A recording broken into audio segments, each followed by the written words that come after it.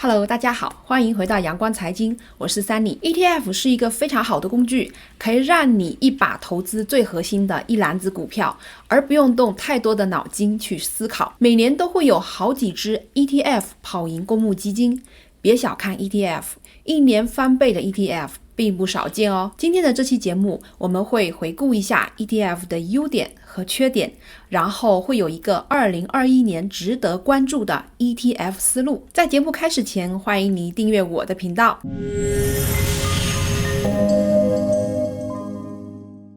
对 ETF 基础知识已经了解的观众，可以直接跳过去看个股榜单。ETF 全称交易所交易基金，英文是 Exchange Traded Fund。 一般来说 ETF 是被动追踪某个指数的基金，能够在证券账户里面买卖 ETF， 交易的形式和买卖股票是一样的，敲入代码即可以开始交易。但是买股票只是买一只，想买的股票却有很多，钱不太够，买哪只股票还要花时间研究半天，而且不一定能搞得清楚。而 ETF 相当于一篮子股票，像 VOO 这种跟踪标普指数的 ETF 相当于一次性买卖505只股票。投资学有一个说法叫不要把鸡蛋放在一个篮子里，就是说要分散投资，分散风险。到底是集中持股一两只，还是分散持有股票，哪一种投资策略好？对此说法不一。但如果坚持分散投资的理念，那么买 ETF 会是一个很好的办法。被动管理型 ETF 的基金经理一般不用去思考买卖什么股票啊，什么时候买卖，还有买卖多少这3个股票投资的终极头痛问题。他们只要按指数给出的成分股和权重配置相同比例的股票，平时再根据指数成分股调整做出相应的调整就可以了。这种傻瓜式的操作让基金经理非常省事，也就不需要付给他们太多的钱了。大部分 ETF 的年度管理费用在3%以下，远低于共同基金动不动2%的管理费。持有 ETF 的成本低廉，也是 ETF 值得投资的理由之一。当然，目前也流行一些主动管理 ETF， 比如木头姐股神 Catherine Ward 管理的 ARK 基金，也包括一些行业主题 ETF 等。他们没有根据一个固定的指数，而是基金管理人主动选择股票的出入场时机，并且迅速公开持仓。这些主动管理 ETF体现出基金经理的投资风格和投资眼光，为投资人创造了可观的回报。 ETF 还避免了老鼠仓的机会。我们知道什么是老鼠仓，基金经理在投资股票的时候，利用信息优势，自己先买了股票，再通过基金买入拉抬股票，给自己或者是利益相关人输送利益的违法行为，就叫老鼠仓。老鼠仓当然是人人喊打，破坏市场公平的行为。 ETF 要么被动管理交易，买入股票被限定在和指数同步，要么是一调整仓位就1天之内向公众公开，这就大大减少了通过内幕交易不当获利的风险。然而 ETF 也不是没有风险的，即使指数也有大起大落的时候。 ETF 跟踪指数，正常 ETF 和指数齐涨同跌，反向 ETF 和指数是相反，杠杆 ETF 就是指数涨跌的倍数波动。无论怎么交易，始终逃不出指数涨跌的五指山，这通常称为系统性风险。系统性风险就像突然袭击的台风、冰雹、霜冻，不管你种什么样的菜，都要被摧残。那有什么办法呢？除非你把钱存到银行，拿可怜的2%利息，否则投资在获得高收益回报的可能性的同时也要承担相应的风险。为了平摊系统风险，在大盘下跌的时候有机会补仓，摊平成本，很多人采取基金定投的方式来解决。 ETF 也可以定投，但和银行卖的基金自动扣款不同的是， ETF 的定投需要自己定期去买入，每个月买固定的金额，可以在下跌时候买更多的股数，在上涨时买相对比较少的股数，这样的话就做到了逢低补仓的效果。那么2021 ETF 关注榜单是什么呢？美股的 ETF 数量庞大，展示在证券交易软件的 ETF 一共有2590只。这么多 ETF 可怎么选呀？根据2021年的投资方向和策略，今天提出几只 ETF 供大家参考。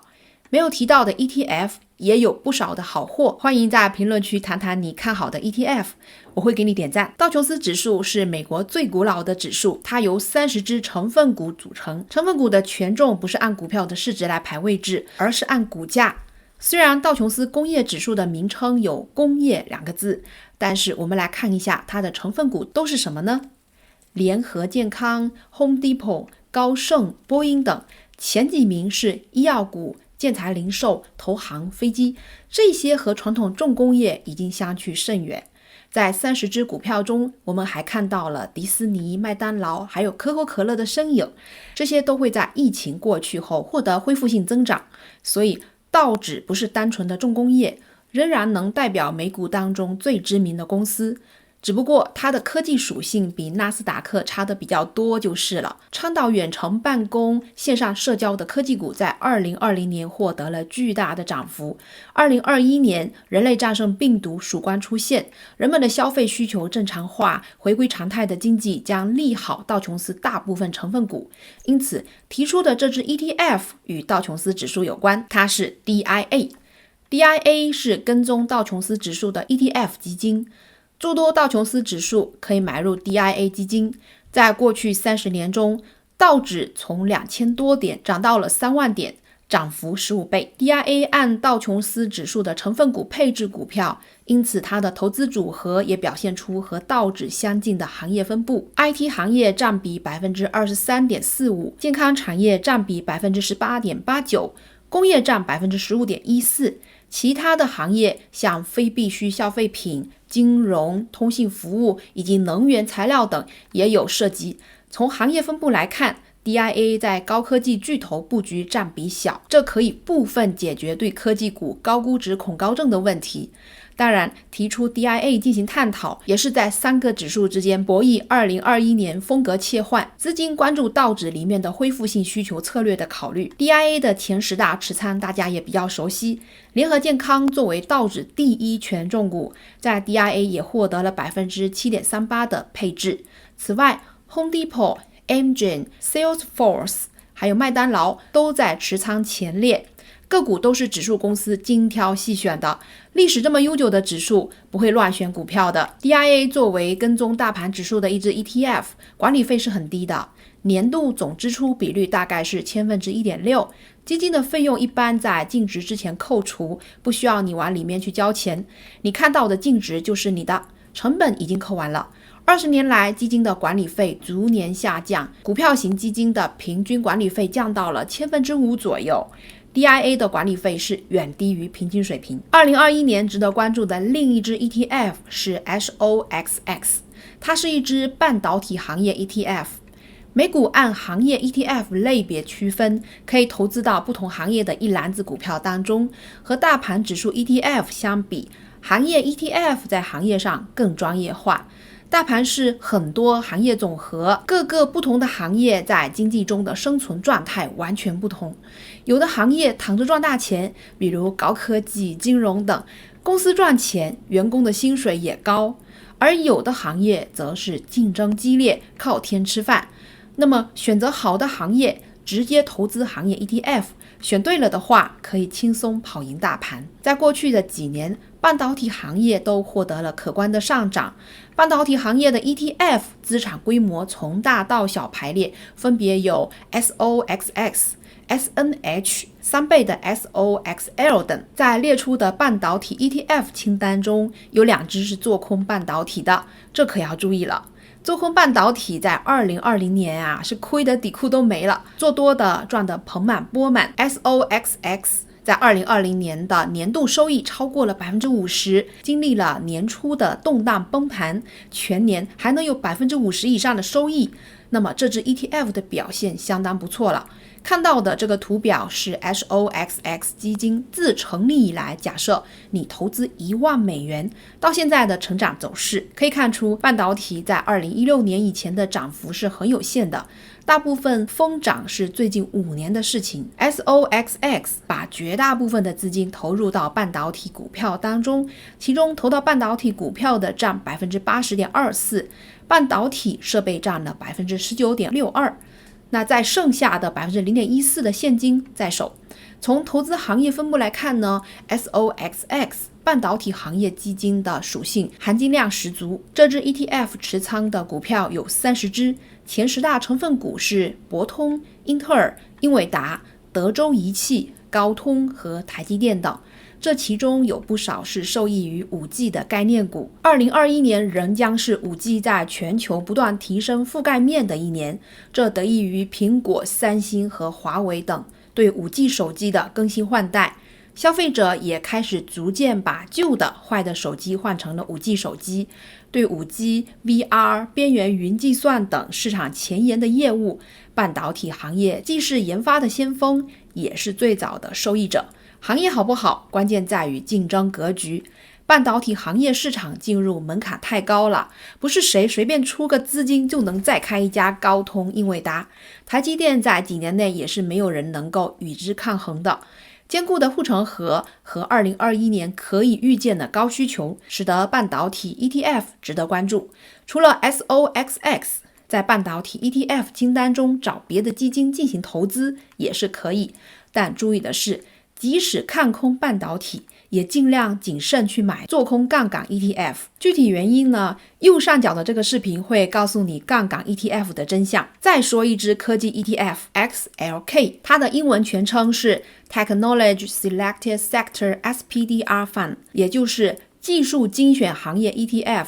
是一只高科技指数 ETF， 这只跟踪标普500里面的北美科技和软件指数。我们知道标普本来就是500家美国最大型的公司，2020年特斯拉被标普纳入指数，欢天喜地，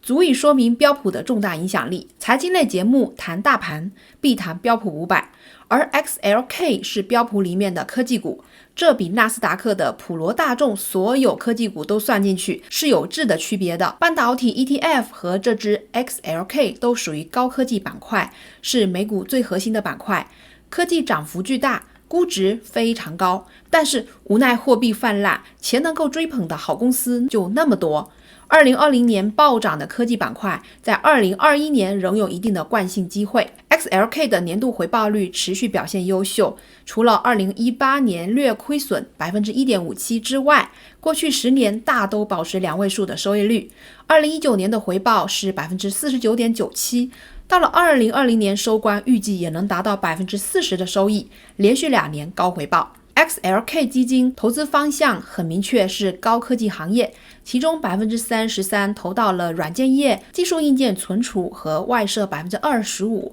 IT 服务行业是 20%， 半导体占了 18%。 这个半导体和半导体设备占 18%， 正好是刚才说的半导体行业。 SOXX 是全部半导体， XLK 只有 18% 的半导体，所以说 SOXX 是比 XLK 更细分的子行业。如果说 XLK 属于大科技，那 SOXX 属于科技里面的半导体了。 XLK 的前10大持股是这么个分布的，苹果、微软加起来占了 43%， 剩下 Visa、Nvidia、MA 还有 Adobe 等，这些实际上是阳光财经个股榜单上的常客。怎么样？你苦恼我每个月推荐3只股不能全买，那么这些行业 ETF 帮你整合在一个基金里，这么一来，投资一个 ETF 就是投资的这一篮子的股票。对于苹果啊、微软等这10只股票，他们感冒，整个大盘都跟着吃药，所以风险系数是比较低的。最后我们来看一下 ARK 基金旗下的 ARKK， 也列入了2021年可关注的 ETF 个股，主要是 ETF 当中重仓配置颠覆式创新，特别是特斯拉的基金，在2020年表现光彩夺目。木头姐 Catherine Ward 在创新型科技股上的选股能力有目共睹，由此衍生出一档节目创作主题，就是ARK 买入一只股，大家跟不跟这样的题材，可见它的影响力慢慢的在上升，大有赶超巴菲特的趋势。ARK 基金有5款 ETF， 具体可以点右上角卡片做一个了解。今天选择了 ARKK 主力款作为2021年关注的 ETF 版最后一支，然后我们再来具体解读一下它的持仓情况。ARKK 的主题是颠覆性创新，专注于投资下一代互联网、自主学习、机器人学、基因革命以及金融科技。目前 ARKK 的持仓第一大股还是特斯拉。新能源车里面，特斯拉必然持续高成长，改变人类生活方式，被投资人看好为下一个苹果。另外，前10大持仓里 CRSP 是基因编辑治疗方法，年内有2个 CRSP 的女科学家获得了诺贝尔奖。这可能是 Catherine 大举建仓的理由，这支仅次于特斯拉，占比达到了 6.76%。那至于 Roku、NVIDIA 和 SQ 等，在 ARK 专题里面有讲过，有需要的在右上角点开卡片查阅一下。好，今天的节目我们就分享到这里，如果对你有所帮助，那请你点赞、转发、评论、订阅，我们下期节目再见，拜拜。